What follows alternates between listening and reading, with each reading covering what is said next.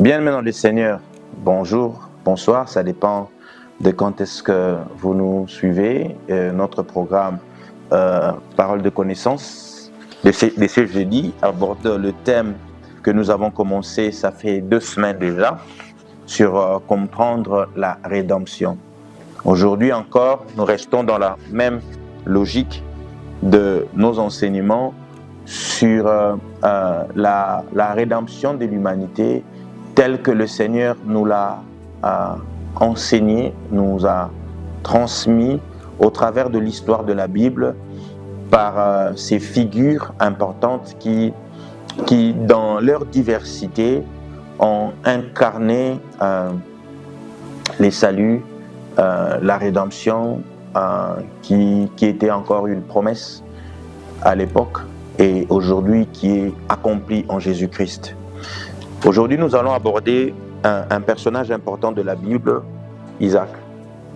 Isaac, vous le connaissez, qui est le fils de la promesse, selon ce qui est écrit et selon que l'Évangile nous l'a confirmé par l'accomplissement de choses. Isaac est le fils d'Abraham avec Sarah, sa femme, qu'ils ont eu dans leur vieillesse. Et cet enfant est un enfant miraculé. Et pour commencer son histoire, nous allons lire à partir du livre de Genèse 22, où commence l'histoire surnaturelle de ces garçons. Je lis Genèse 22, quelques versets. Après ces choses, Dieu mit Abraham à l'épreuve et lui dit, « Abraham » et il répondit, « Mais voici. » Dieu dit, « Prends ton fils, ton unique, celui que tu aimes, Isaac, va-t'en au pays de Morija et là offre-le en holocauste sur l'une des montagnes que je te dirai. » Abraham s'éleva de bon matin, sella son âne et prit avec lui 2 serviteurs et son fils Isaac. Il fendit du bois pour l'holocauste et partit pour aller au lieu que Dieu lui avait dit. Le 3e jour, c'est-à-dire 3 jours après, Abraham levant les yeux et vit les lieux de loin, et Abraham dit à ses serviteurs, « Restez ici avec l'âne, moi et le jeune homme, nous irons jusque-là pour adorer et nous reviendrons auprès de vous. » L'histoire d'Isaac commence là, l'histoire surnaturelle d'Isaac. C'est un enfant, nous savons comment est-ce qu'il a été conçu dans la vieillesse de ses parents. Cet enfant est appelé à être au fait. Le trajet pour que la durée, le temps de la prise d'Isaac jusqu'à sa présentation dans le tabernacle, dans l'autel que le Seigneur avait établi sur le mont Morija, a pris 3 jours, exactement. Vous comprenez que le Seigneur lui-même, pour être agréé dans le tabernacle surnaturel comme sacrifice expiatoire, a pris 3 jours aussi. Et donc cette durée a été déjà annoncée dès le départ dans la vie d'Isaac. Un sacrifice qui prend 3 jours pour être présenté devant Dieu. Depuis le jour où on l'a crucifié, Christ est entré dans le tabernacle céleste des dieux pour être présenté, et ses services surnaturels a pris 3 jours. Et ils arrivent au niveau de la montagne. Vous connaissez l'histoire et vous pouvez lire tout le livre, le chapitre 22 jusqu'à la suite de l'histoire d'Isaac. Une histoire formidable. Nous allons prendre 2 points essentiels et on ne peut pas tout épuiser en termes de révélation en 30 minutes environ. On ne peut pas tout épuiser. Mais le but pour nous, c'est de présenter l'œuvre de la croix comme un accomplissement de ce que Dieu avait déjà annoncé dans la vie d'Isaac. 3 jours après, comme nous l'avons dit, le sacrifice est agréé à l'autel de Dieu. La différence est que pour Isaac, ce n'est pas lui-même qui est reçu comme sacrifice. Dieu a pourvu lui-même de l'agneau qui devait être du bélier, du sacrifice qui devait être offert par Abraham à l'autel, sur l'autel de Morija, sur du bois qu'Abraham avait amené. Isaac, arrivé au niveau de Morija, avant d'arriver à Morija, c'est les serviteurs qui portaient pour Isaac le bois. C'est ce qui est arrivé avec le Christ. Il s'est fait aider par Simon de Cyrène pour porter son bois. Il s'est fait aider par Simon de Cyrène. Le bois qui devait servir au sacrifice d'Isaac a aussi été porté par des serviteurs qui ont aidé. Mais au bas de la montagne, il a porté sa croix. Il a porté du bois. Il est monté avec. Et ce qui est frappant dans l'histoire de la vie d'Isaac, c'est son attitude. Isaac qui comprend, qui sait pourquoi il va à la montagne, n'est pas troublé par l'obéissance et l'accomplissement de ce pourquoi il va. Il sait que son père l'amène pour son holocauste, mais il ne s'en détourne pas.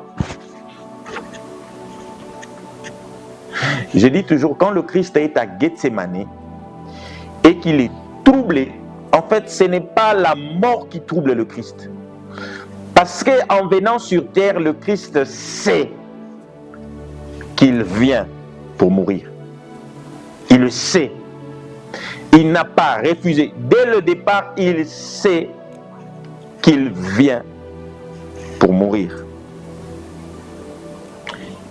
Mais ce qui trouble le Christ, c'est comme Isaac. Il monte avec son père qu'il aime tant à la montagne. Mais tout ce qui est perturbant, c'est ce qui va se séparer de son père qu'il aime tant. Et c'est ce qui trouble Abraham aussi, c'est qu'il va se séparer de son fils Isaac. Mais Abraham sait qu'Isaac sera ressuscité. Et donc c'est ce qui le réconforte. C'est ce qui le réconforte.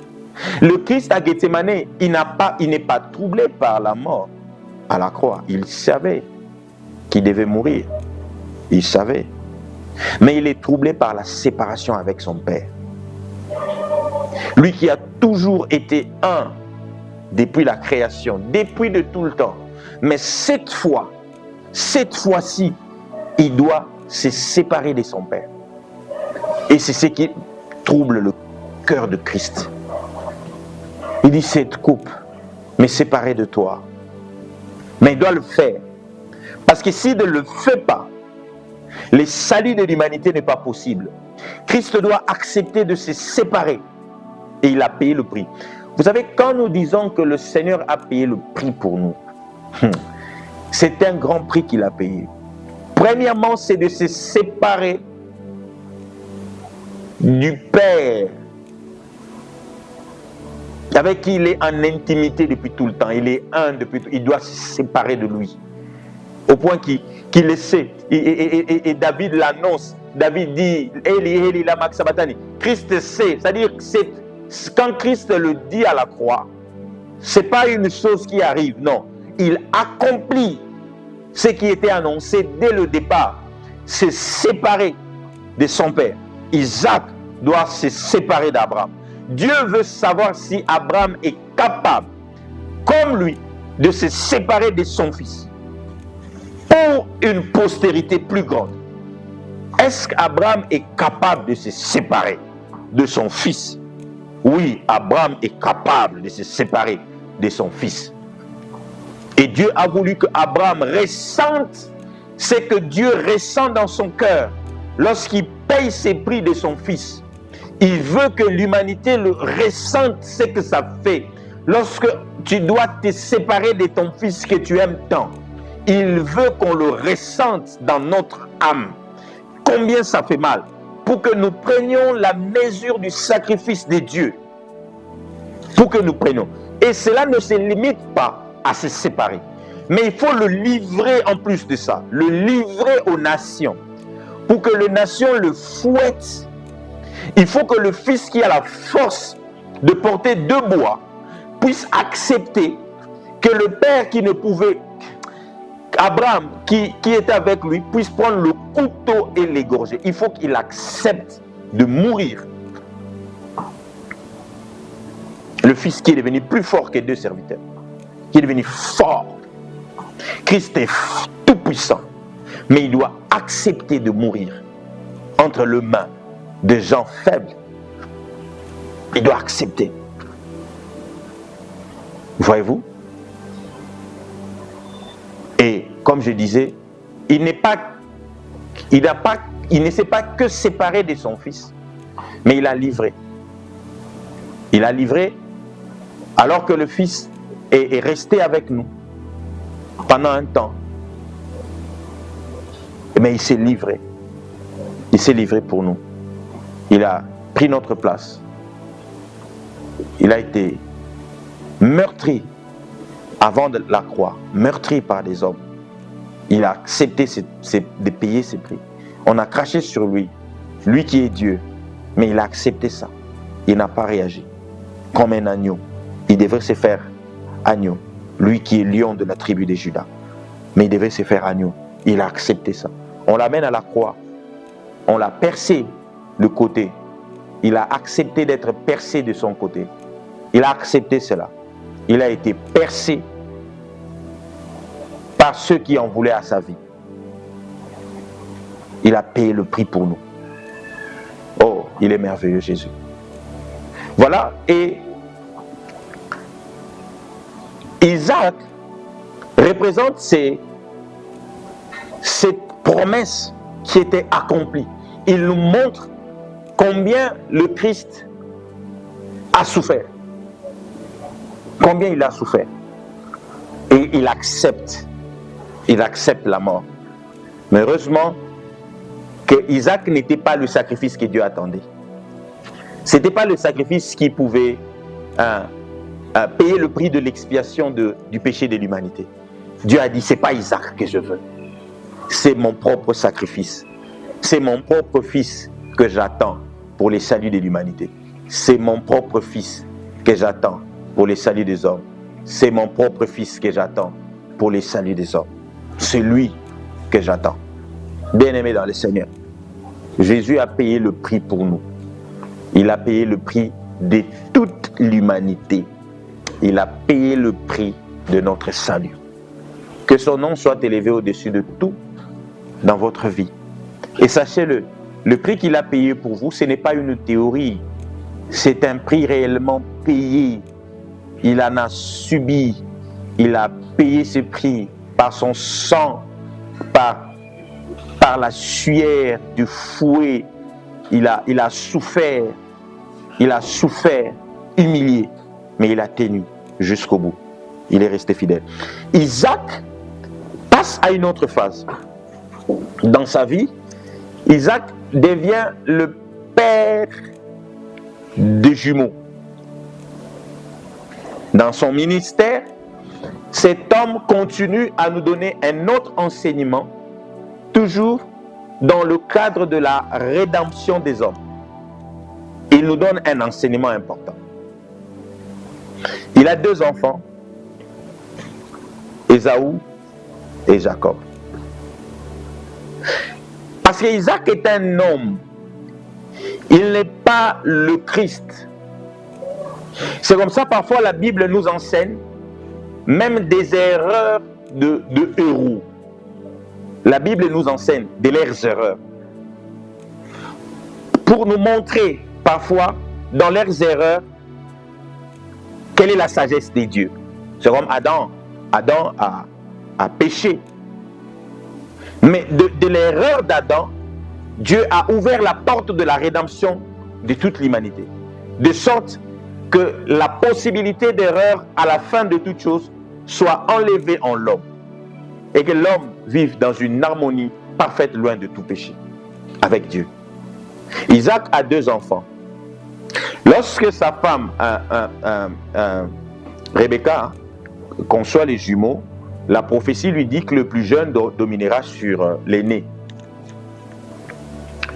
Isaac est ses pères spirituels qui a une préférence par rapport à la loi établie, c'est-à-dire c'est l'aîné qui doit hériter, contrairement à la révélation que la femme d'Isaac, Rebecca, a reçue des dieux. Vous voyez? Isaac, bien qu'il soit type, c'est-à-dire bien qu'il soit celui qui annonce le signe, on montre qu'en Isaac, bien qu'il a accompli des choses qui correspondent à ce type de Messie, il arrive, puisque ce n'est qu'un homme, et que nous ne devons pas nous attacher aux hommes, mais à Christ, Isaac peut commettre des erreurs. Et il choisit Ésaü. Il dit il va bénir Ésaü. N'eût été l'intervention de Rebecca. Rebecca qui représente l'épouse, représentant le ministère de l'homme, le côté spirituel de l'homme, l'appel, l'onction de l'homme. L'onction d'Isaac ramène aux choses. C'est comme ça, parfois, vous pouvez avoir un homme de Dieu qui, dans sa personnalité humaine, peut avoir une préférence. Mais l'onction de Dieu en lui dit toujours de prendre une bonne décision. Et en cette question, je bénis souvent mon père spirituel, le prophète Eli Samano, King Sam, qui prend toujours des décisions en fonction de ce que l'esprit lui dit, même si lui-même n'est pas d'accord avec ça. C'est-à-dire, en tant qu'humain, il n'est pas d'accord avec ce qu'il doit prendre comme décision, mais puisque c'est Dieu qui le dit, King Sam prend toujours la décision de l'esprit. Que Dieu vous bénisse, Père, là où vous êtes. Et moi, j'ai prié de faire toujours comme vous faites. Même si mon cœur penche à gauche, si l'esprit me dit c'est à droite, je fais toujours à droite. Là où l'esprit me dit. N'en déplaise à mes propres sentiments. Parce que les sentiments peuvent nous conduire à l'erreur. Heureusement que le ministère d'Isaac a corrigé l'erreur. En amenant l'appel d'Isaac, l'appel à l'héritage de l'alliance vers Jacob. C'est comme ça que dans la vie, l'onction doit primer sur vos sentiments. Christ à Gethsémane a clairement dit: ma volonté à moi voudrait que cette coupe s'écarte. Ma volonté à moi voudrait que cette coupe s'écarte. Mais je ne veux pas faire ma volonté. Je veux faire ta volonté. Oh, c'est merveilleux. Je ne veux pas faire ce qui est ma volonté. Mais je veux faire ce qui est de ta volonté.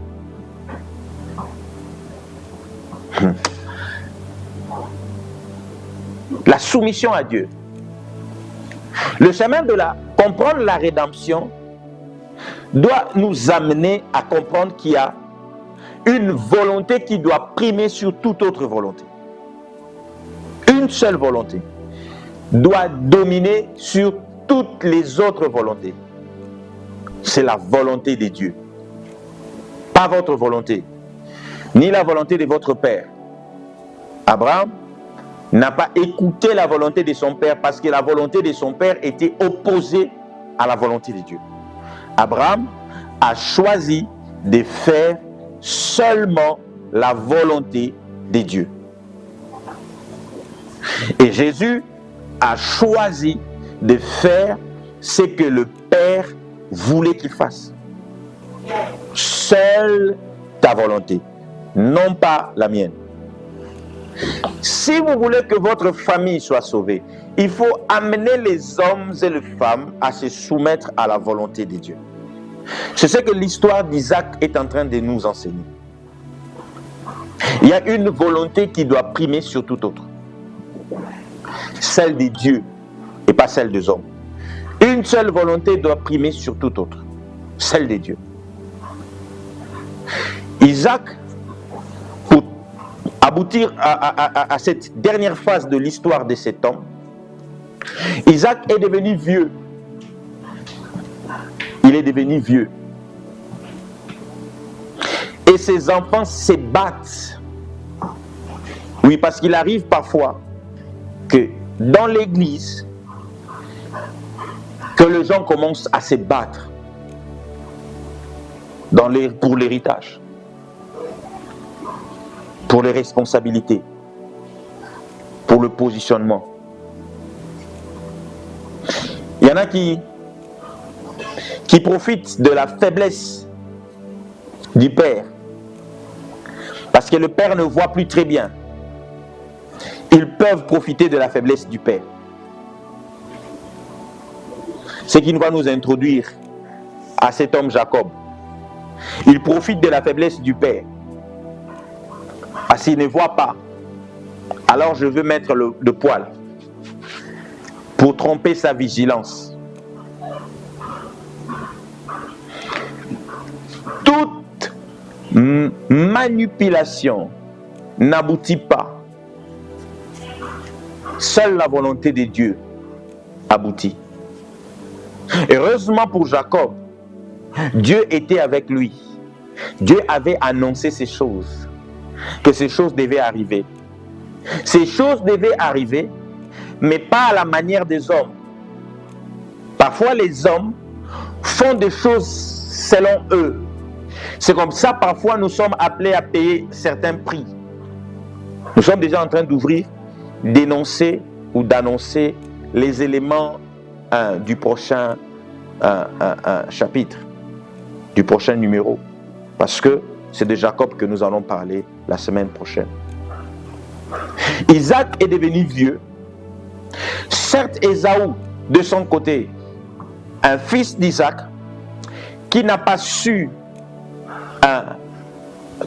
faire la différence entre l'utile et l'agréable, entre l'essentiel et les subsidiaires. Ça, c'est la responsabilité du père Isaac, de veiller à ce que ses enfants sachent faire le choix entre l'essentiel et les subsidiaires. Ésaü était une personne qui était capable d'échanger son héritage avec la nourriture. Si Ésaü était à la place de Christ, il aurait échangé son héritage avec le pain que le diable proposait. Cet homme avait totalement dérouté qu'il ne pouvait plus être celui qui porte la suite de l'alliance. Parce que c'est quelqu'un qui n'avait pas la valeur de l'alliance. Je prie que le Père, tout le Père, puisse apprendre à leurs enfants, tant spirituels que biologiques, puissent apprendre à leurs enfants que la vie est une question de choix entre l'essentiel et les subsidiaires. Isaac n'a pas appris à Ésaü, au point qu'Ésaü était capable de vendre son héritage, son droit d'aînesse, contre un repas d'un jour. Beaucoup de destinées ont été détruites à cause d'un repas d'un jour. Beaucoup de filles se sont fait abuser, de garçons se sont fait abuser à cause d'un téléphone, d'un iPhone, d'un Samsung, à cause d'un repas, d'une boisson. Beaucoup ont vu leur destinée abusée, détournée, leur étoile volée à cause de ça. Mais le Christ est venu nous dire, écoutez, fixez vos yeux sur la croix.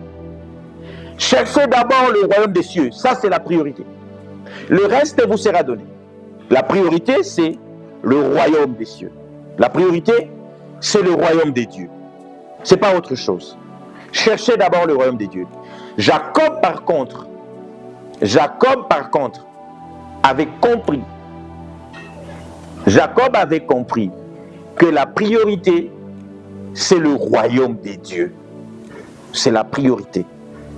Et donc, Jacob a choisi le droit d'aînesse parce qu'il avait compris quelle était la priorité. Il a choisi le droit d'aînesse et Dieu lui a fait justice. Mais pour Jacob, nous allons le voir dans le prochain chapitre. Quel est le plus important?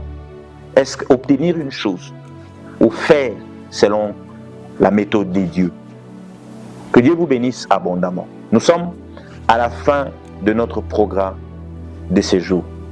Qu'est-ce que nous pouvons retenir pour ces troisième numéros? Dieu a un plan pour chaque personne. Un plan qu'il a prévu depuis votre naissance. Votre naissance est déterminante. Elle détermine votre destinée. Parlez à vos parents, ils vous diront comment vous êtes né. Et vous comprendrez pourquoi vous êtes combattu. Car dès le départ, votre naissance cachait le secret de votre destinée. Votre destinée est dans la soumission en Dieu et dans l'obéissance en sa parole. Dans la soumission parfaite, soumettant votre propre volonté à Dieu, de sorte que vous disparaissez au-devant de lui et que lui seul apparaisse, seule sa volonté apparaisse pour s'accomplir dans votre vie. Isaac a compris que même devant la mort, ce n'est pas sa volonté qui devait primer, c'est Dieu. Même si Dieu t'envoyait et que tu avais l'impression que c'était vers la mort, mais ne crains rien parce qu'il est avec toi. L'essentiel, c'est qu'Isaac a porté une alliance, il a porté de la meilleure de manière et il a légué l'alliance afin que ce qui était une promesse devient un accomplissement. Vous êtes une promesse et vous êtes un accomplissement. Une promesse pour le salut de votre famille, un accomplissement le jour de votre naissance. Et faites de votre naissance un vrai accomplissement en Jésus-Christ. Dieu vous bénisse abondamment.